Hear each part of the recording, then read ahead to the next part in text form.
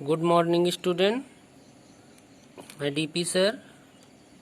आज मैं आपको फ्रांस की क्रांति के सामाजिक कारण के बारे में पढ़ाएंगे। इसके पहले हम लोगों ने फ्रांस की क्रांति के राजनीतिक कारणों के बारे में पढ़ा। कह रहा है विद्यार्थियों कि जो फ्रांस की क्रांति के सामाजिक कारण हैं वो निम्न कारण हैं। पहला विभिन्न वर्ग, दूसरा पादरी वर्ग, तीसरा सामंत वर्ग, चौथा कई तरह के सामंत, पांचवा सुविधाहीन वर्ग और इसके साथ साथ मध्यम वर्ग, दस्तकार एवं मजदूर वर्ग। विद्यार्थियों, मध्यम वर्ग, दस्तकार एवं मजदूर वर्ग, मध्यम वर्ग, दस्तकार एवं मजदूर वर्ग, दस्तकार एवं मजदूर वर्ग। इसके साथ साथ विभिन्न वर्ग, विभिन्न वर्ग, विभिन्न वर्ग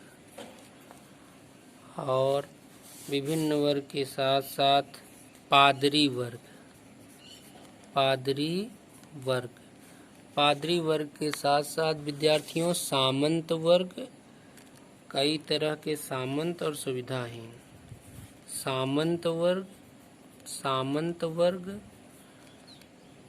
और कई तरह के सामंत, कई तरह के सामंत और विद्यार्थियों सुविधाहीन वर्ग जिसे हम किसान कहते हैं, सुविधाहीन वर्ग जिसे हम क्या कहते हैं विद्यार्थियों? किसान। क्या कहते हैं? किसान। तो विद्यार्थियों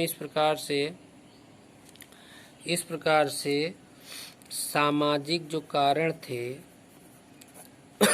सामाजिक कारण, फ्रांस की क्रांति के सामाजिक कारण थे, उनके निम्न ये सब बिंदुएं हैं। पहला है मध्यम वर्ग, दूसरा दस्तकार एवं मजदूर वर्ग, तीसरा विभिन्न वर्ग, चौथा पादरी वर्ग, पांचवा सामंत वर्ग, छठा कई तरह के सामंत, सातवां सुविधाहीन वर्ग। तो इसी के बारे में हम लोग पहला मध्यम वर्ग के बारे में पढ़ेंगे। विद्यार्थियों, इसी प्रकार हम लोग सबसे पहले विभिन्न वर्ग के बारे में पढ़ेंगे। आपकी किताब में विभिन्न वर्ग हेडिंग पहले दी हुई है। तो विभिन्न वर्ग फ्रांसीसी समाज क्रांति के पूर्व सामंती व्यवस्था पर आधारित था। कह रहा है विद्यार्थियों, जो फ्रांसीसी समाज था वह क्रांति से पहले एक सामंती व्यवस्था पर आधारित था। एक वर्ग सुविधा प्राप्त वर्ग था तथा दूसरा सुविधाहीन वर्ग था। विद्यार्थियों कह रहा है उस जहाँ एक वर्ग सुविधा प्राप्त वर्ग था तो दूसरा सुविधाहीन वर्ग था। सुविधा प्राप्त वर्ग पुनः दो वर्गों में बटा हुआ था। कह रहा विद्यार्थियों, जो सुविधा प्राप्त वर्ग था वह दो भागों में बटा हुआ था। प्रथम वर्ग अथवा प्रथम स्टेट में पादरी वर्ग के लोग आते थे। कह रहा है प्रथम वर्ग अथवा प्रथम स्टेट में पादरी वर्ग के लोग आते थे और दूसरे वर्ग में सामंत। और दूसरे वर्ग में कौन आता था विद्यार्थियों? सामंत। पहले वर्ग में लगभग 1,30,000 पादरी थे, दूसरे वर्ग में लगभग 80,000 परिवार या 4 लाख व्यक्ति थे। इन दोनों वर्गों के व्यक्ति प्रायः सभी करों से मुक्त थे। कह रहा है कि जो दोनों वर्ग थे, इन दोनों वर्ग के सभी लोग देश में किसी भी प्रकार के कर से मुक्त थे। वो किसी भी प्रकार के कर नहीं देते थे। प्रशासकीय पदों और सेना के उच्च पदों पर अधिकतर उन्हीं की नियुक्ति की जाती थी।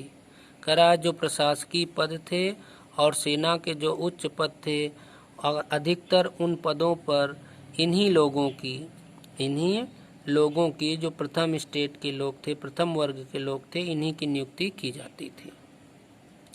फ्रांस की जनसंख्या उस समय लगभग 2,50,00,000 थी मगर फ्रांस की कुल भूमि का 40% भाग इन्हीं दोनों वर्गों के सदस्यों के पास था। कह रहा विद्यार्थियों, फ्रांस की आबादी उस समय लगभग 2,50,00,000 थी, लेकिन कह रहा है कि फ्रांस की कुल भूमि का जो 40% भाग था, वह भाग इन दोनों वर्गों के सदस्यों के पास ही था। जो प्रथम स्टेट के 2 वर्ग थे, 2 वर्ग में जो बटे थे, वो उन लोगों के पास ही, पादरी वर्ग और सामंत वर्ग, दो वर्ग थे प्रथम स्टेट के विद्यार्थियों।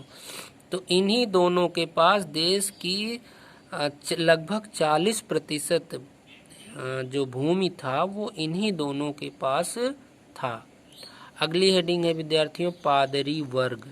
पादरी वर्ग फ्रांसीसी पुरातन व्यवस्था में, कह रहा विद्यार्थियों, जो फ्रांसीसी पुरातन व्यवस्था थी उसमें पादरी प्रथम स्टेट के सदस्य थे।